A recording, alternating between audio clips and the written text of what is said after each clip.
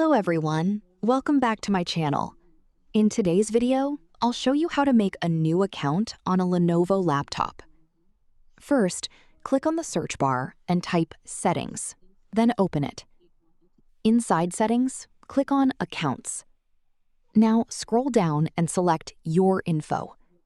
Under Your Info, click on Manage My Accounts. This will open a new page in your web browser. Click on your profile icon and select Sign In. If you already have an account, you can sign in with it. If you want to create a new account, click Create One.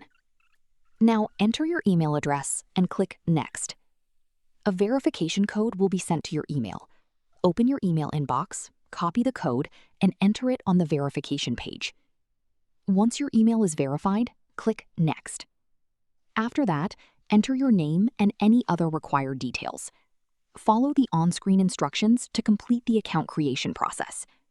Once everything is finished, your new account will be ready to use. That's it. This is how you can make a new account on your Lenovo laptop. If this video helped you, please like, share, and subscribe to the channel for more Lenovo laptop tutorials. Thanks for watching, and I'll see you in the next video.